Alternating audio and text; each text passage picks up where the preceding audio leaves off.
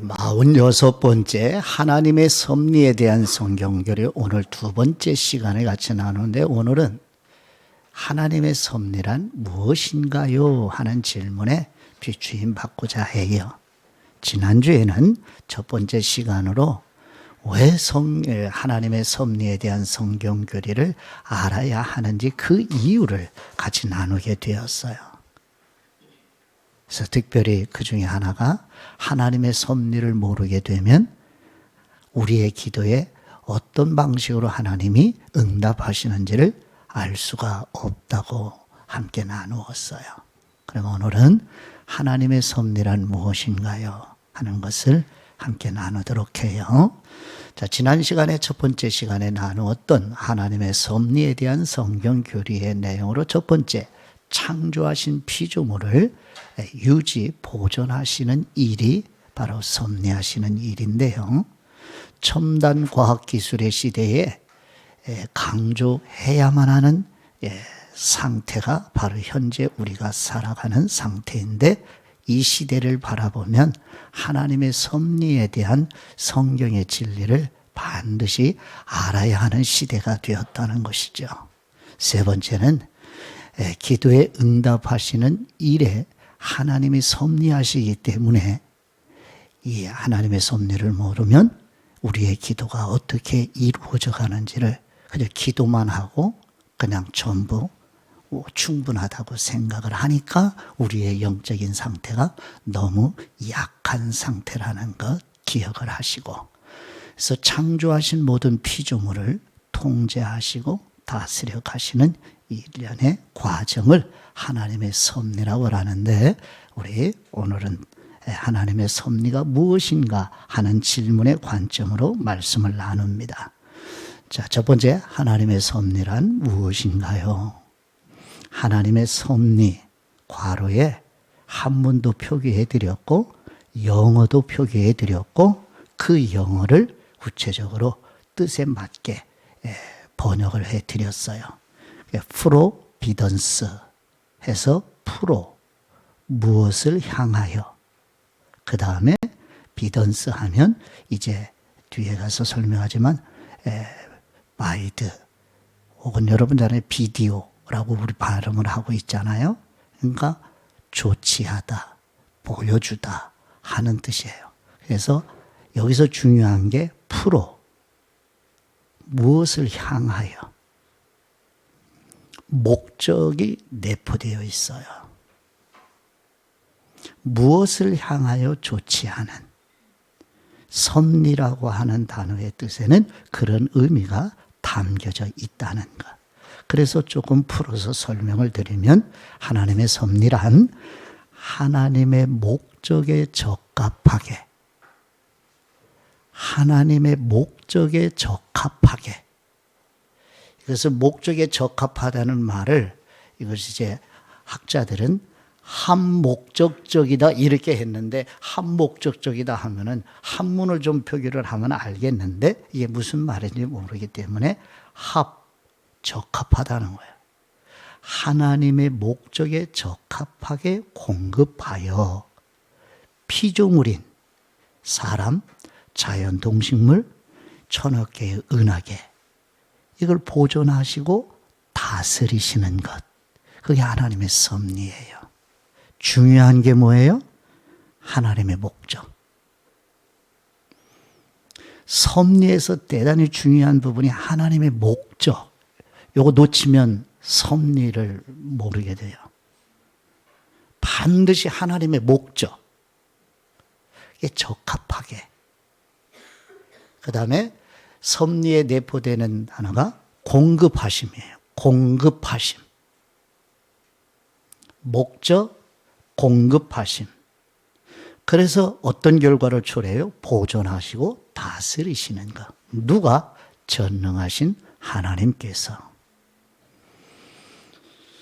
자, 프로, 무엇을 향하여, 바이드, 바라보다, 이런 뜻인데, 이것을 섭리의 우리의 사고방식에 맞게 풀으면 무엇을 조치하다, 그 다음 표기하면 그렇게 되도록 하다 이 뜻이 섭리라는 거예요. 다시 한번요.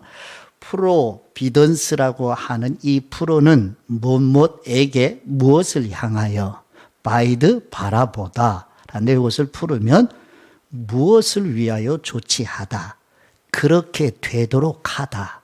그럼 그렇게 되도록 하다 그렇게에는 목적이 있어요. 무엇을 향한. 그래서 어떤 일이 그렇게 되도록 조치하는 것을 섭리라고 해요. 다시 한번 불러드려요.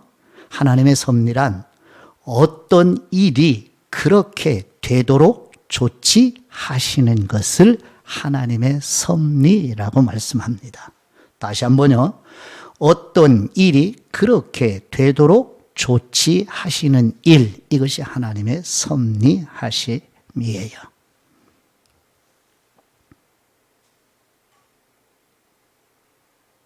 그러니까 어떤 일이라고 하는 이 안에 하나님의 목적이 담겨 있는 거죠. 그래서 두 번째, 하나님의 섭리하심은 하나님의 공급하심을 포함합니다. 아까 하나님의 목적에 적합하게 공급하심이라고 그랬잖아요. 그래서 이 공급하심, 이제 실예를 성경에서 한번 같이 비추임 받아볼까요? 창세기 22장 14절 말씀에 보시면 아브라함이 그 땅 이름을 여호와 이레라 하였으므로, 하나님의 이름 지난해에 배울 때에 여호와 이레 기억나죠? 예, 생각나죠? 예, 오늘날까지 사람들이 이르기를 여호와의 산에서 준비되리라 하더라. 모리아산이잖아요. 여호와산, 모리아산, 예루살렘이 있는 산. 장차 이 산이 갈보리산, 예수 그리스도가 십자가 사역을 완성하는 산. 구약에는 모리아산, 신약에 예루살렘이 있는 바로 갈보리 언덕, 이렇게 표기가 되잖아요.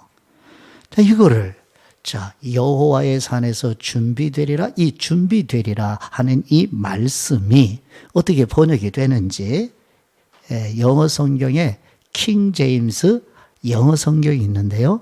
새 킹 제임스 영어 성경을 한글로 번역한 성경을 보셔요.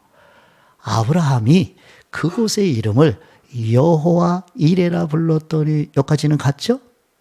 오늘까지도 말하여지기를 여호와의 산에서 그것이 여기까지도 갔지요? 그런데 마지막 준비되리라 한 말씀은 뭐로 바꿨어요? 보여지리라. 이게 영어로 프로바이드 이렇게 번역이 된 거예요.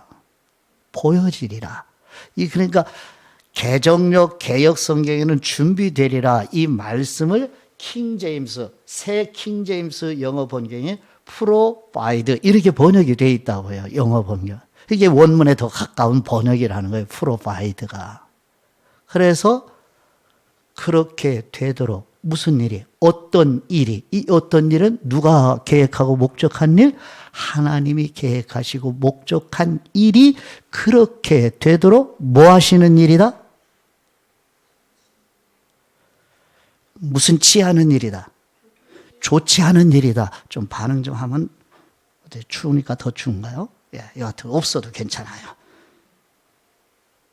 하나님이 계획하고 목적하신 어떤 일이 그렇게 되도록 조치하시는 일, 이거 다 누가 하시는 일이에요. 누가 계획? 하나님. 누가 목적하는? 하나님. 누가 조치해요? 하나님. 어떻게 되도록? 하나님이 목적한 되도록. 이게 하나님의 섭리예요. 그게 provide. 그래서 모리아 산에서 역사를 하시잖아요. 백세에 얻은 아들 이삭을 번제물로 바치라는 얘기는 죽이라는 얘기잖아요. 제물이라는 얘기. 성경을 읽어가실 때 앞으로 제물 이야기는 전부 죽음에 동반되는 거잖아요. 제물은 죽어야 되는 거잖아요. 그렇죠? 그럼 제물은 죽어야 되는데 아들을 제물로 바치라는 거예요. 그럼 하나님이 식인종도 아니고, 그러면 이런 무자비하신 하나님도 아니고, 그렇죠? 긍휼이 풍성하신 분인데 아들 이삭을 제물로 바치라는 건, 이건 이교신들이 하는 일이에요. 이방신을 섬기는 인간들이 하는 일에 인간을 제물로 바치는 일은, 근데 하나님이 그 이방신을 본따서 아들 이삭을 제물로 바치라? 이거는 무슨 의미인가? 그래서 이 아들을 이삭을 제물로 바치라고 하는 이 일을 통해서 하나님이 계획하고 하나님이 목적하신 일이 되도록 조치하시는 일. 이거 무슨 일이에요? 우리 로마서에서 주일 낮에 같이 말씀을 나누는데 율법과 예언자들의 증언을 받은 것, 그게 뭐예요? 하나님의 복음이시죠. 그럼 예수 그리스도가 하시는 일이죠. 그렇죠. 그러면 하나님이 아들 이삭을 바치는 일을 통해서, 그게 목적이 아니라 그거는 하나의 그림자이고 그 속에 저와 여러분을 통해서, 저와 여러분을 위하여 하나님이 계획하고 하나님이 목적한 일이 그렇게 되도록 하나님이 조치하시는 일인데, 이건 그림자란 말이죠. 이삭을 바치는 일은 장차 저와 여러분을 위해서 예수 그리스도가 속죄 제물, 화목 제물로 바쳐지는 일을 위한 것을 실현해 보이는 그림자로 아브라함에게 보여주신 거예요. 이것을 섭리하고 마리아의 몸에서, 처녀의 몸에서 이 아들 예수 그리스도가 잉태되도록 섭리하신 하나님. 그래서 예수 그리스도가 나사렛 시골 목수의 집에서 자라게, 30년 자라게 하시는 하나님. 유대인들, 악인들, 로마의 이방인들의 손에 의해서 제물로 십자가에서 죽으시는 일. 이게 다 악인들이 하는 일이었지만 이게 누가 하시는 일이에요? 하나님의 섭리의 은총의 손길이 한 군데도 그냥 흘러 지나간 적이 없다, 그 말이에요. 그러면 저와 여러분이 구원을 받는 일에도 전부 다 왜 구원받았어요? 어떻게? 하나님의 섭리가 아니면 우리 단 한 사람도 구원 못 받아요. 저와 여러분이 세세하게 들어가면 저와 여러분이 이 자리에서 하나님을 진정으로 예배자로 거듭나서 예배를 드리는 이것은 하나님의 섭리 아니면 예배 드릴 수 없는 일이라는 뜻이에요. 그래서 저와 여러분을 하여금 자유롭게, 즐겁게 하나님을 사랑하며 하나님을 경외하며 예배 드릴 수 있도록 섭리하신 하나의 인생의 조각이 바로 저와 여러분이 이 신성교회 예배당이라고 하는 이 굴레를 통해서 지금 예배를 드리고 있는 것이고, 젊은 청년들의 여러분의 인생의 한 조각에서 하나님의 섭리의 손길이 지금 금년에 이런 모습으로 나타나고 드러나고 있다는 것입니다. 그러므로 저와 여러분이 지금 만남과 이런 교제함이, 소그룹 안에서 말씀으로 교제함이 우연히, 그렇죠, 하나님의 섭리, 은총의 소그룹에서 조금 있다가 만나시게 되지 않겠습니까? 누가 조치한 거예요? 회장이? 아니요, 하나님께서. 할렐루야.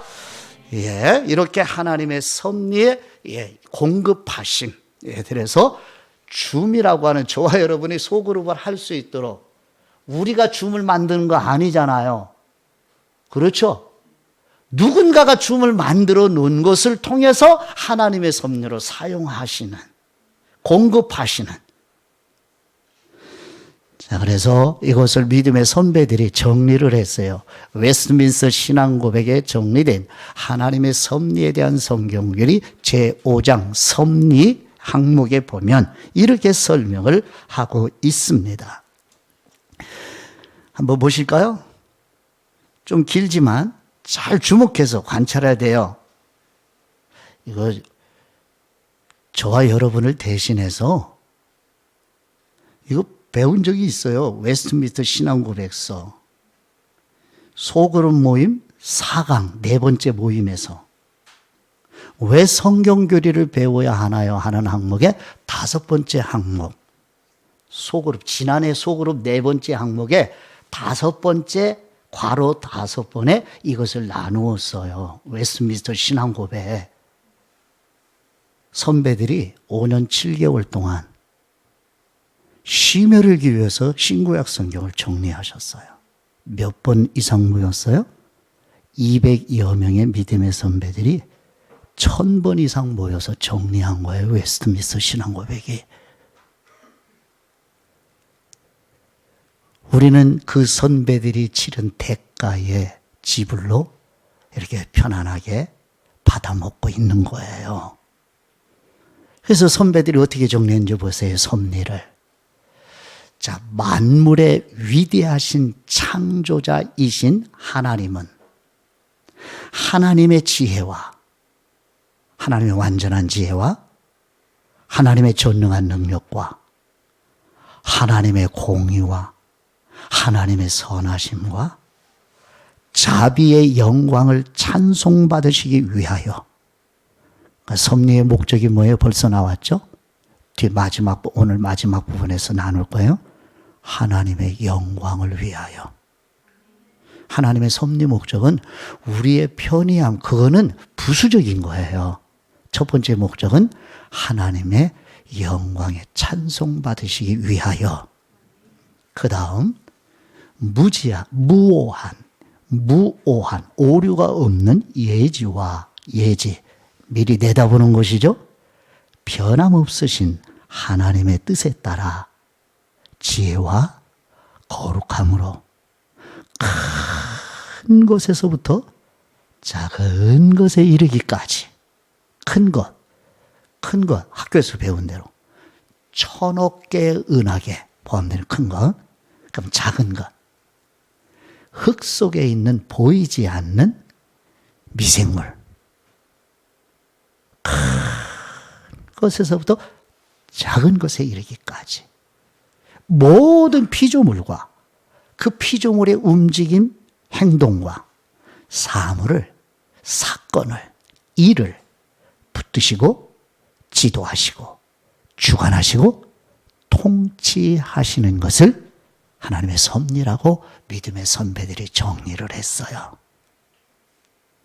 외울 수는 없지요. 그러니까 우리가 이 섭리를 이해하기 위해서 외우지는 못하고 어떻게 해야 돼요? 반복해야죠. 소그룹 안에서도 한 번 더 읽어보고, 나도 틈틈이 읽어보고, 카톡 프로필의 내용에도 한번 찍어서 올려보고, 나도 읽고 내 카톡을 보는 사람들도 한번 읽어보게 하는 그러는 방법밖에 없어요. 반복하는 방법밖에 없어요. 이걸 외울 수는 없고 외워지지가 않고, 그러니까 읽고 되새기고 하면, 아하, 하나님의 섭리가 그런 것이구나 하면 이제 하나님의 섭리에 내 인생을 맡기게 되고, 그 하나님의 섭리, 나를 사랑하시는, 끝까지 사랑하시는 사랑이신 아버지의 섭리의 손길이 내 인생을 어디를 향해서 이끌어 가시는데, 지금 금년에 여기에 머물게 되었다는 거, 이것을 이제 주목하게 되는 거예요. 자, 웨스트민스터의 신앙고백서에 믿음의 선배들이 정리해 놓은 하나님의 섭리란 이렇게 정리를 해놨어요. 그러면 이 하나님의 섭리에 지금 이렇게 정리해 놓은 것을 하나씩 풀으면 아마 1년 설명을 해도 모자라요. 아시겠죠? 이걸 농축을 해 놓은 거예요. 하나님의 섭리를. 아시겠죠? 예, 그렇게요. 자, 네 번째. 그러면 이제 사람들이 이런 질문에, 그러면 그렇게 되도록, 어떤 일이 그렇게 되도록 조치를 하는 일이 섭리라면, 이런 질문을 하게 되죠.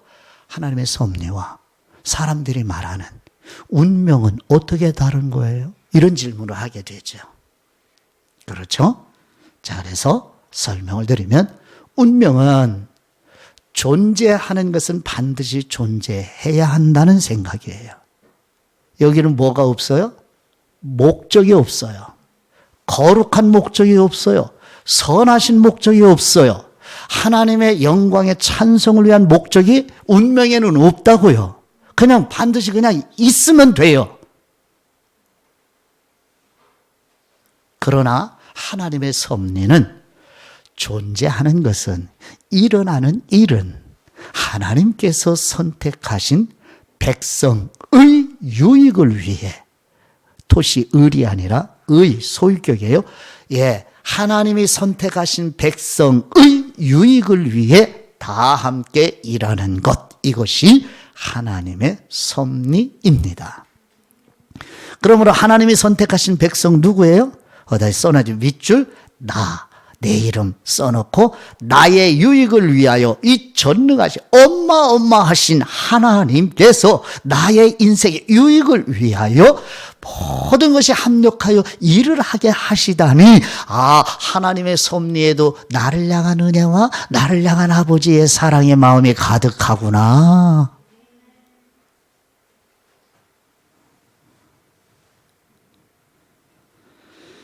하나님은 자신이 정하시는 것은 무엇이든지 반드시 존재하게 하시지요. 그래서 말씀하심으로 존재해야 될 것은 다 존재하도록 창조하셨지요. 그러나 하나님은 목적 없이 정하시지 않으시지요. 운명은 목적 없이 단지 존재할 뿐이에요. 그러나 하나님의 섭리는 그렇지 않다는 거죠. 하나님의 거룩하시고 선하시고 자비로우신 목적에 부합하도록 하나님이 일을 해 가시는 방식이 하나님의 섭리예요. 자, 그 다음 보시면 하나님의 섭리에 나타난 하나님의 궁극적인 목적은, 잘 보세요. 자, 하나님의 섭리에 나타난 하나님의 궁극적인 목적은 너무나 적합한 목적에 따라, 너무나 적합한 목적에 따라 너무나 지혜롭고 너무나 은혜롭고 너무나 기쁜 것이라서 그 누구도 하나님의 섭리를 운명이라 말할 수 없어요. 어디 사람들이 말하는 운명이라고 하는 그 일에 너무나 적합한 목적이 어디 들어있어요? 너무나 지혜로운 부분이 운명 속에 들어있나요? 너무나 은혜로운 영역이 운명 속에 있나요? 너무나 기쁜 것이 운명 속에 있나요? 전혀 없어요. 하나님의 섭리에는 이런 표현에 강조하는 설명의 형용사 부사적인 표현이 이렇게 선배들이 잘 정리해 놓으셨어요. 그러므로 하나님의 섭리를 운명이라 말할 수 없다. 감히. 그는 하나님을 모르시기 때문이다 하는 결론밖에 말할 수 없습니다. 오늘 마지막, 하나님은 이사야 선지자를 통하여 하나님께서 이렇게 섭리하시는 목적이 무엇이라고 말씀하시나요? 저와 여러분의 편리함, 우리가 할 수 없는 것을 그저 편안하게 대신해 주시는 그런 역할을 섭리로 이해하기 쉽기 때문에 성경에서 하나님이 우리의 삶, 이 피조세계를 섭리하시는 목적이 무엇인가 이사야 선지자를 통하여서 가르쳐 주시는 말씀을 주목해 보십니다. 이사야 48장 9절 말씀. 내가 광야에서도 너희를 멸망시키고 싶었으나 나의 이름 때문에 오래 참았고 여기 바벨론에서도 나의 영광 때문에 너희를 소멸시키지 않고 나의 분노를 억제하였다. 아멘. 하나님을 버리고 우상에게 마음을 빼앗긴 하나님의 백성이라는 이스라엘의 하나님의 징계가 바벨론의 포로로 나타나는 거예요. 유대인 사상에서 이방인에게 포로로 간다? 그건 있을 수 없는 일이 일어나는 거예요. 그거 엄청난 모독이고 불명예예요. 그 일이 실제 역사에서 일어났어요. 그런데 바벨론 포로에서 해방하시는 이 일의 일련의 섭리하시는 과정이에요. 자, 보세요. 나 여호와가 1인칭 대명사, 나 여호와예요. 나 여호와가 광야에서도 너희를 멸망시키고 싶었으나 뭐예요? 애굽에서 나와 광야 40년을 지나면서 어떻게 살았어요? 원망하고 불평하고 근데 거기에서도 멸망시키고 싶었으나 누가? 여호와 하나님 아버지께서. 그런데 왜 참으셨어요? 여호와 하나님의 이름 때문에. 이스라엘 백성들 때문이 아니에요. 그건 그 다음 문제예요. 첫째는 하나님의 이름 때문에. 왜? 하나님의 이름이 모독을 받게 되기 때문에. 그럴 거 아니에요. 실제로 그렇게 고백들을 했고요. 이집트에서 우리를 해방해서 광야에서 이렇게 굶어 죽게 하는 이 일을 이집트 사람들이 보면 하나님의 이름을 얼마나 모독을 하겠는가. 겨우 하나님께서 이끌어내서 광야에서 죽게 하려고 하나님이 너희들을 광야로 몰아냈느냐? 그게 너희 하나님이더냐? 이렇게 모독을 받는다는 거예요. 그래서 하나님의 이름을 보존하기 위해서 하나님의 이름의 영예를 지키기 위하여 광야에서 이스라엘 백성들을 멸절시키지 않고 오래 참으셨다고 말씀을 하셔요. 그리고 여기 어디에서도 여기 바벨론에서도 70여 년 동안 나 여호와 하나님의 영광 때문에 너희를 소멸시키지 않고 나의 분노를 억제하였느니라 말씀하고 계십니다. 하나님의 이름 때문에 이스라엘을 보존하시는 포로의 중에서도 하나님께서 그들을 보존하셔서 하나님의 섭리하심의 목적이 하나님의 이름이 모독받는 일을 막기 위하여, 즉 하나님의 이 영광을 회복하여 하나님의 이름이 높임받기 위하여. 섭리의 목적은 하나님의 이름, 하나님의 영광이 분명히 9절에 나타나요. 11절에 반복해요. 자, 10절 말씀 보시죠. 내가 너희를 연단하였으나 은처럼 하지 않고 오히려 너희를 고난의 용광로에서 단련시켰다. 아멘. 9절은 현대의 성경 번역으로, 10절은 쉬운 성경 번역으로 함께 나눠요. 자, 여호와 하나님이 이스라엘 백성들을 바벨론 포로로 징계하며 연단을 하시는데 은처럼 하지 않으셨다고 해요. 아, 이게 무슨 뜻일까? 하나님께서 이스라엘을 바벨론 포로로 보내신 목적은 고난을 통해, 징계를 통해 성별된 백성, 곧 성숙한 백성으로 만들기 위함이었는데 은처럼 하지 않았다는 거예요. 여기에도 하나님 아버지의 깊은 마음이 들어있어요. 은처럼 단련하지 않았다는 말씀에. 만일에 은처럼 이스라엘 백성을 단련하고 저와 여러분을 은처럼 단련하면 어떻게 될까요? 자, 여러분이 광석을 캐다가 수입을 하든지 캐서든지 용광로에 집어넣고 광석을, 그러면 용광로에 집어넣고 가까운 풀무불에 이 재련을 하시는 이유는 뭐예요? 그 순수한 은을 추출해내기 위함이잖아요. 그러면 불순물을 다 제거해야 되는 거잖아요. 그렇죠? 이게 금을 재련하는 방식이잖아요. 그럼 만약에 하나님이 저와 여러분을 은처럼 단련을 하면 어떻게 될 거예요? 네? 저와 여러분을, 즉 하나님의 백성들을 은처럼 단련하지 않으신데 만약에 은처럼 단련하시면 어떻게 될까요? 살아남을 사람이 단 한 사람도 없게 되지요. 은처럼 가혹하게 연단하시는 것이 아니라 고난의 풀무불에서 얼마 있다가 건져내시는 자비로우신 아버지의 긍휼한 마음이 넘치도록 담겨있는 말씀이에요.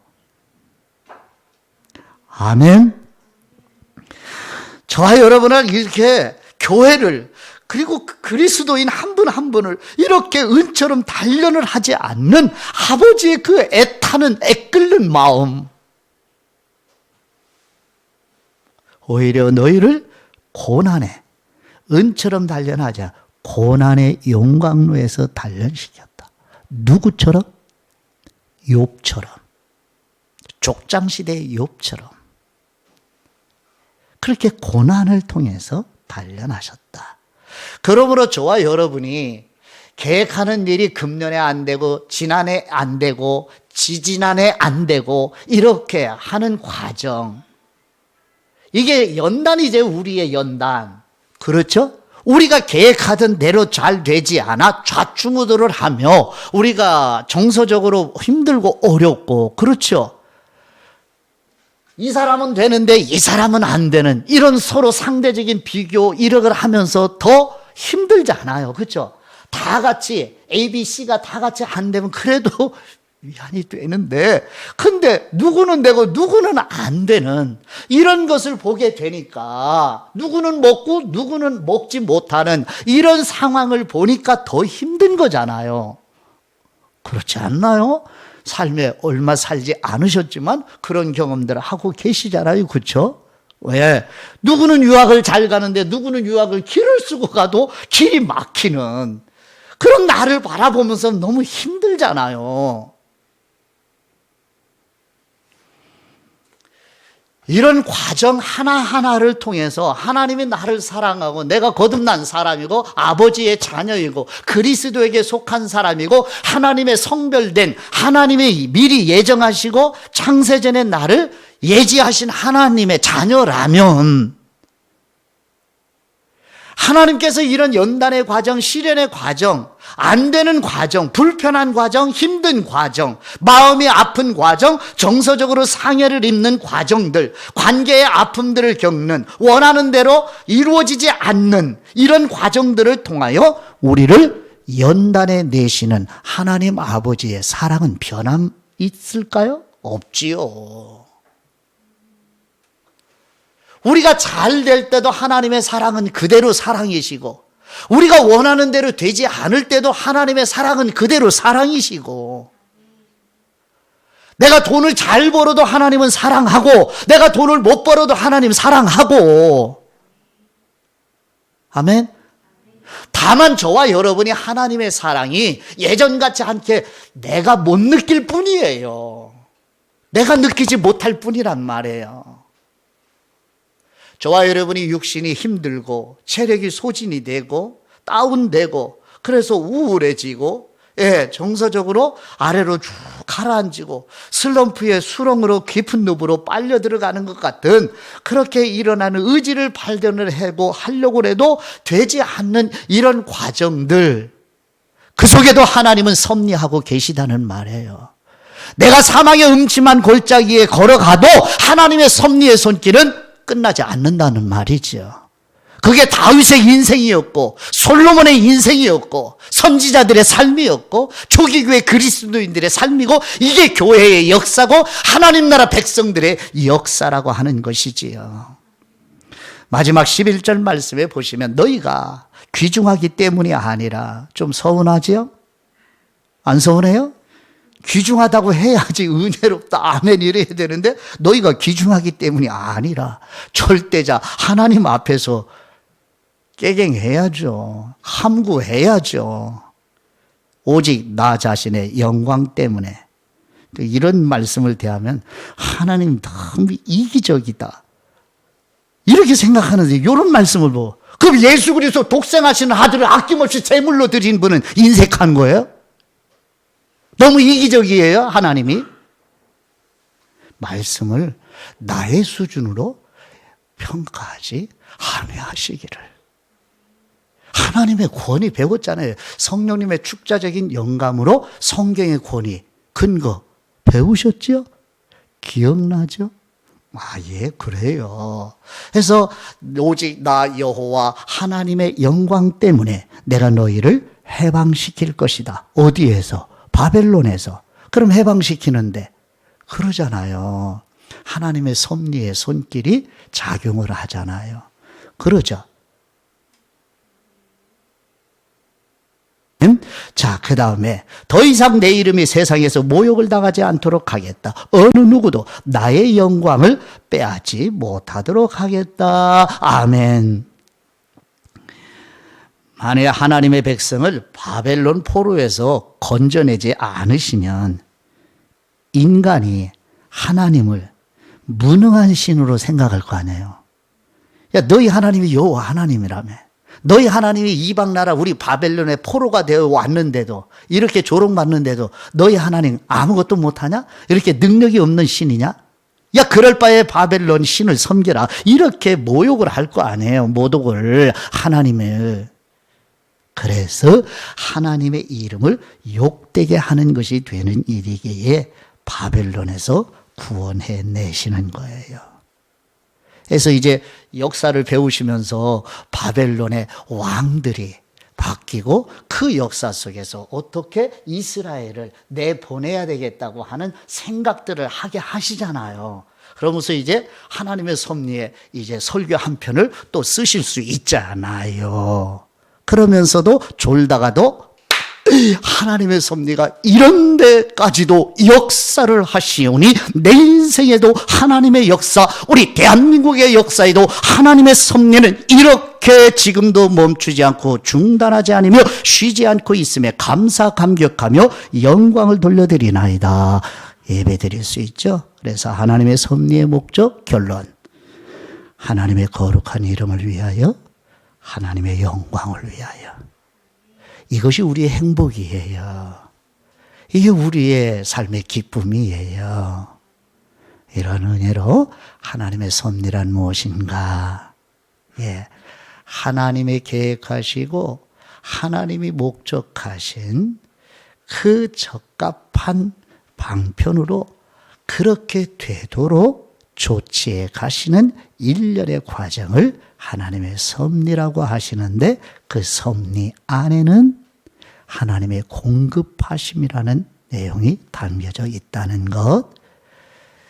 섭리의 목적이 뭐예요? 하나님의 이름, 하나님의 영광을 위하여. 그래서 다음 주에 더 세밀하게 하나님의 섭리의 손길을 나누도록 해요. 오늘 나눈 내용을 정리를 해볼까요? 하나님의 섭리란 무엇인가요? 하나님의 섭리, 영어로 providence, 무엇을 향하여? 조치하다. 이거 염두에 두시고, 하나님의 목적에 적합하게 공급하여서 모든 피조물을 보존하시고 다스리시는 것이 하나님의 섭리인데, 이 하나님의 섭리하시는 목적은 하나님의 영광과 하나님의 이름을 위하여서인데, 하나님의 공급하심이 내포되어 있다 하는 것 함께 나누었습니다. 오늘 아버지께 받은 말씀으로 아버지께 말씀을 아뢰옵니다. 섭리하시는 우리 하나님 아버지, 하나님께서 창조하신 모든 피조물을 하나님의 선하시고 적합한 목적에 따라 공급하여 보존하고 다스리시는 하나님 아버지의 섭리하시는 은혜를 감사합니다. 선하신 목적에 따라 섭리하시는 우리 주 예수 그리스도의 이름으로 기도드립니다. 아멘.